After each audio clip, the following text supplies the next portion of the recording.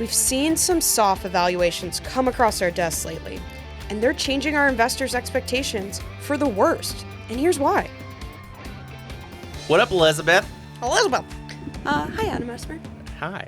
Welcome to the Lone Lounge. The Lone Lounge. We're back again. We are. It feels like it's been a minute. Like, did January last like 6 years? It felt like it lasted forever. It did feel like it lasted 6 years. I think it's because of the Ohio weather. Because we had that crazy drought and like record high temperatures all summer long, and then we had a little sliver of fall, and then it's like, oh, here's like the coldest cold that you can possibly have for like 3 weeks, and it made it feel like an eternity. It felt like forever. Yeah. So it's good to see you again. It's good to see you.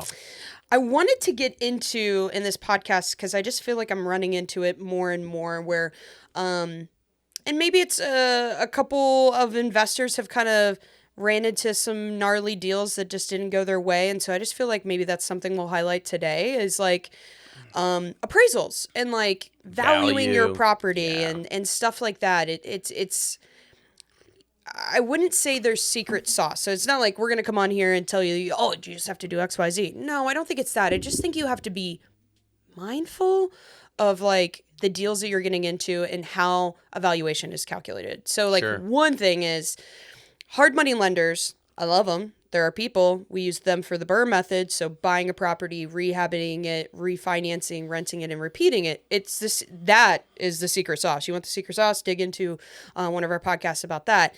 But with their evaluations, with them determining what the after repaired value is, or ARV, I'll probably say that a couple times throughout this. I just feel like those evaluations are pretty soft. Yeah. Maybe too soft. Yeah.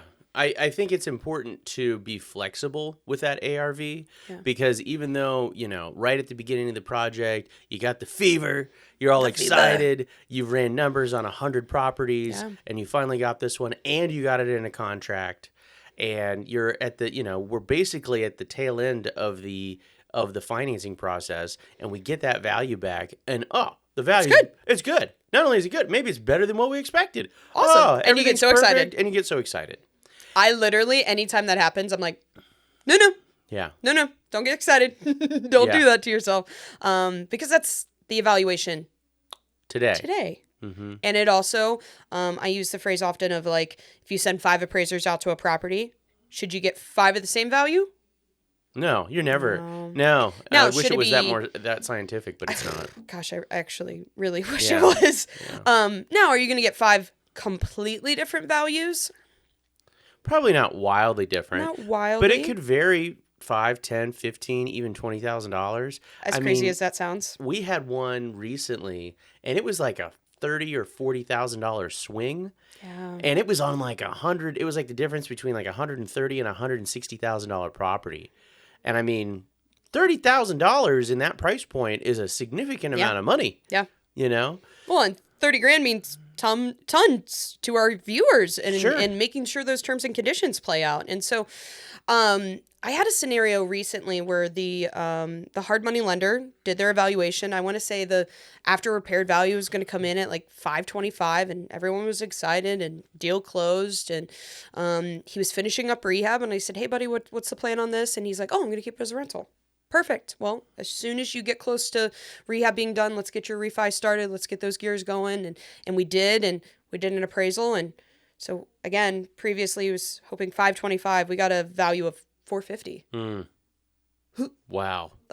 Punch in the gut. Totally. And we had a nice conversation where I was like, hey, we can do another appraisal. That is kind of the benefit of using a broker is, because we have this vast lender pool, we can just say, hey, we don't like this one. Let's go to maybe do a different lender, or let's order another appraisal through a different appraisal management company and kind of look at this again. Because as we just said, 5 appraisers come out to a property. We could get 5 different values. I had a conversation with him, and it just seemed like there was limited comps. Mm-hmm. So it wasn't that it wasn't worth $525. It's just the appraiser couldn't stretch that far to make that understanding based on the very, very few comps that were out there. And so he put it on the market, and I literally just talked to him like 2 days ago. They're listed at $480 now. And I bet if it doesn't, fly off the shelves pretty soon, he'll have to consider that like 450 value. We'll probably have to do another appraisal, but he'll have to consider something like that and bring money to closing, which is not his plan, but it's better than maybe fire selling the property and losing money on the actual settlement statement. Yeah. Oh, yeah. And I mean, I think the name of the game here is it goes back to one of our major rules, which is you have a team. Yeah. And a person on your team that's super important in that is a realtor.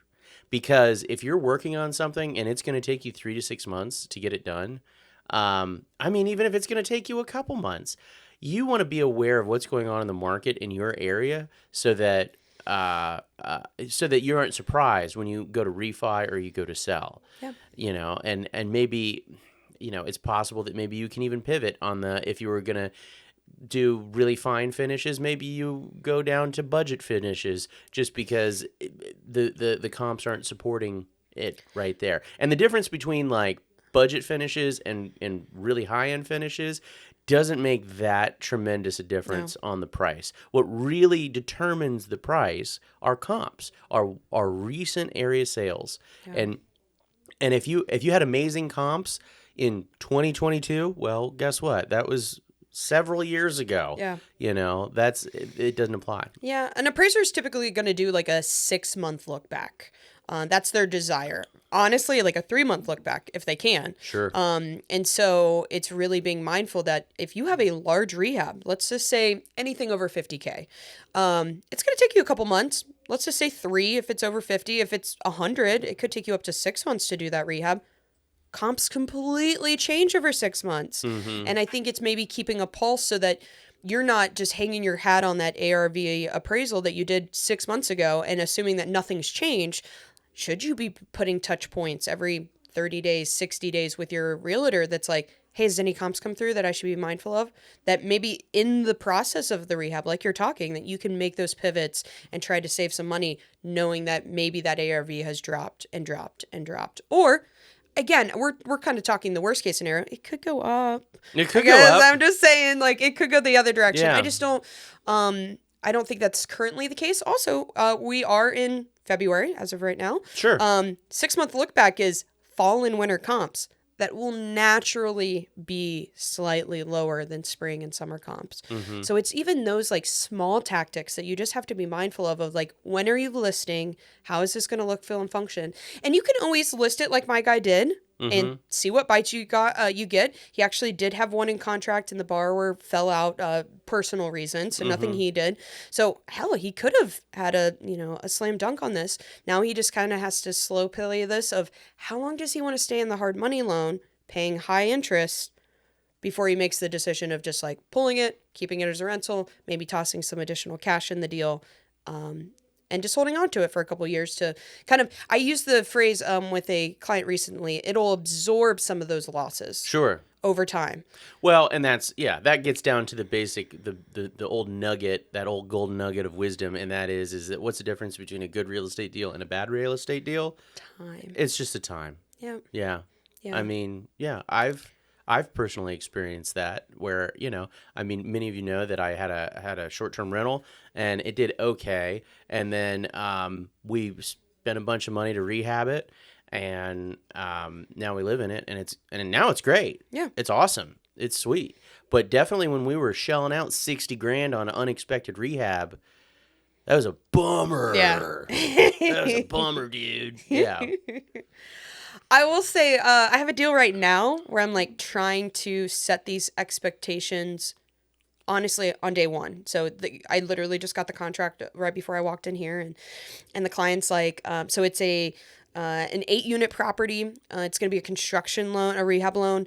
And it's in a rural area. It's just all the layers. It's a tough deal to fund naturally. And he's like, well, there's not really many comps. And I'm like, cool. So excited for this. No, I'm very excited to assist. But because it's over 4 units, it'll be a commercial appraisal, which is different in our world. So residential's very, very, very highly driven on sales comps.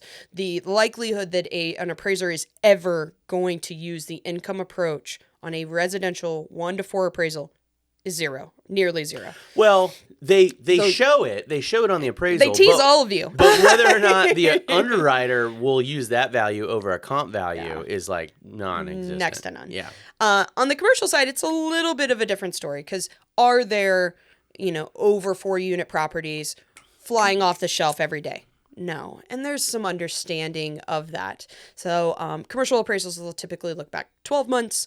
They will look distance-wise much further, which tends to help. But they're going to want a comp, 2 comps, something. So when I was talking through the client's scenario, I was like, well, if we go down this direction and it's not too far, it was like 5 miles away and it's rural, so 5 miles is nothing. And there were some comps and they were a little bit older and I was like, I think you have enough to be dangerous. Yeah. But for him, it's like, well, what is this thing going to be worth in a couple years from now? You have no idea. Yeah. You have no idea because those comps are then going to be gone. And maybe there won't be comps for the next 2 years of any similarity. So it's just being flexible, rolling with the punches. Yeah. I mean, and rolling with the punches, I think, is the name of the game in real estate investment. I mean, even if it's like right now, I've got a new investor who's stressing over a $2,000 difference in cash to close because the appraisal came in $2,000 short, and it's like, come on, like like that shouldn't prevent you from closing on the deal or losing sleep over a deal because $2,000 and you're talking about a sweet. Let's Let's turn this over and sell it and pay capital gains, and that $2,000 will be eaten up pretty quickly. Yeah, exactly.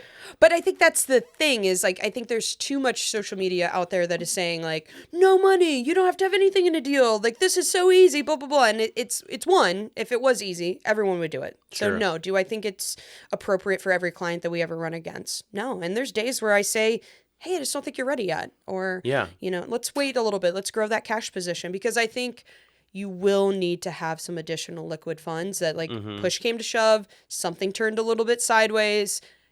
You may need to bring some money to closing. Yeah. And it's not, and again, to a certain extent, I know that we were talking about this as we were prepping for this discussion, like, is there a way to protect yourself from this? In some cases, no. That's part of the risk. The market will continue as you rehab the property. You can't stop that sale from happening. It's going to happen one way or another. If that seller has to offload it and sells it for way less than, what you were hoping they would sell that for, you have no control over that. Yeah. And so it's just being able to, as you said, be flexible.